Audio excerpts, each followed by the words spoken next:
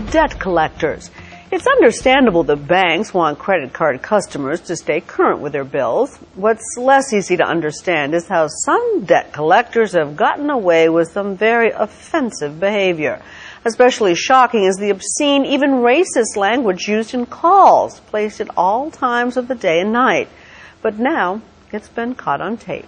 Senior investigative correspondent Brian Ross brings us this report. Brian? Cynthia, complaints about debt collectors and their tactics remain by far the #1 source of consumer complaints received by the Federal Trade Commission. And based on what we found in an ABC News investigation, the tactics have reached an all-time low, in some cases used on behalf of major American corporations. Received August 7th at 8:10 p.m. What's up? Tell me, how do you stop two kids from jumping on top of your bed? Stick Velcro on this thing. After Bank of America reported that 26-year-old Alan Jones had an overdue credit card bill of $81, its debt collectors went on the attack with a series of obscene, racist messages left on his phone.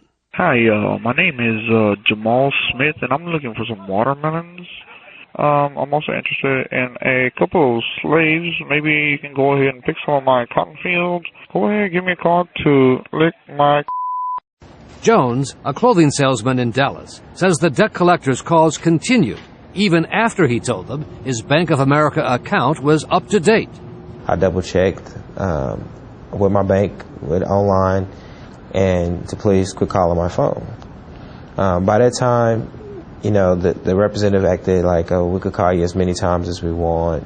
And the calls continued, each incredibly more obscene and disgusting than the one before it. 10:41 p.m.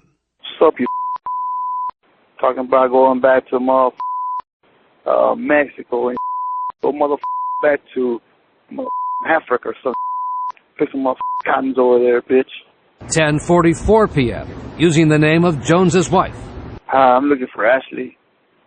Ashley, this is your papi over here, man. I'm waiting for you. Come on over up into my sheets. I'll take care of you, man. I'll show you what a vato can do for you, man. 6:33 the following morning. This is your wake-up call, man. 6:34 a.m. What's up?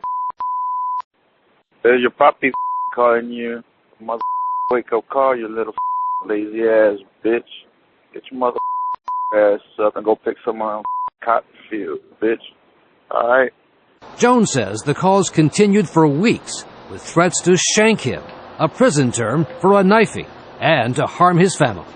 To hear somebody, you know, talk about my kids, the things that they wanted that they was going to do to me, like, you know, shank me and tear me a new a-hole, you know, all the things over $81. Jones's lawyers were able to track the calls to the debt collection company used by Bank of America, Advanced Call Center Technologies, ACT, and one of its employees in Harlingen, Texas, Carlos Oliva, who also worked as a supervisor there.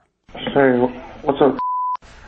Mr. Oliva, is that a voicemail message that you left? I guess if it's recorded, it sounds like me. That sounds like me a whole lot. In testimony for a lawsuit brought by Alan Jones, the debt collector said he had been hired by ACT just 7 months after he left prison, where he said he developed racial attitudes. So it's kind of hard to shake off 6 years of prison time. In another case involving another Bank of America customer, the same debt collection company hounded Jeff Burke of Lynchburg, Virginia, with similar phone tactics. Saved message Wednesday, 1:58 p.m. Yeah, that's what I thought. You weren't going to pick the phone, huh? Yeah, why you gotta be scared? Don't want to pick up the phone now? Huh? Is it because you're inbred with your sister? Or with your mom? Your cousin? Huh? Or what? Little punk? But it was a case of mistaken identity. Burke said he received calls like that for months until they finally realized they had the wrong person. The calls came from a blocked number. The individual would not identify himself. I had no way to put an end to the phone calls. Both Burke and Alan Jones sued ACT. Yeah, that's what I thought. Jones's lawyers claim the company hires young, aggressive collectors and supervisors with shady backgrounds and has a culture of using racist approaches if it gets someone to pay up. In my opinion, they'll dehumanize anybody, Brian, to get the money. The collectors get paid a percentage. They get paid a percentage of what they collect. We have testimony that they're going outside on breaks and getting high. They live the thug life. They have a prison mentality. These are the people ACT chose to hire to collect debt for Bank of America. ACT's chairman says it has since increased oversight and that the calls in question were made by rogue operators in violation of the company's values. I've worked very hard to help build this company with our management team, and it's unthinkable that somebody would call somebody and do that. But obviously there was a personal agenda, obviously, that this person had. It is more than just one person, though. There's one other case, but I don't think that. But the testimony of others suggests, according to the lawyers for Mr. Jones, what they call a culture of thugs at your operation in Texas. I don't know that. I can't speak to that. What would you say to that? I would say that's absolutely false. But at trial, a jury found both the callers and the company responsible and awarded Alan Jones more than $1.5 million.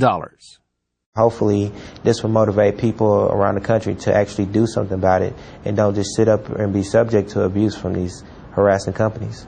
But that message seemed to have fallen on deaf ears at Bank of America. Even after the verdict, even after we sent the company copies of the obscene phone calls on its behalf, Bank of America continued to use the same debt collection agency to handle overdue accounts. Making my bitch, man. If Bank of America won't stop sending its business to collection agencies like this, then it's going to continue. The buck has to stop with the creditor. Bank of America refused to provide anyone to talk to us on camera for this report. So we went looking for its CEO, Brian Moynihan. We're working on a story for ABC who said he was unaware of the problem. So we gave him a copy of the recorded calls. My question is, will you let me know why Bank of America still uses them? I'll let you know when I find out. That kind of language, is that acceptable to you? It would not be acceptable. The F word? I would not be acceptable to me. I'll find out. Will you let me know? Yep. Thank you very much. 2 days later, Bank of America essentially fired the debt collection agency as a result of what we raised in our investigation, according to the agency chairman. Bank of America says their decision had nothing to do with our story. As one senior federal official said, the problem is abusive phone calls work, and the bottom line has too often trumped common decency and the law, Cynthia. What a story. What a powerful investigation. Our thanks, Brian, as always.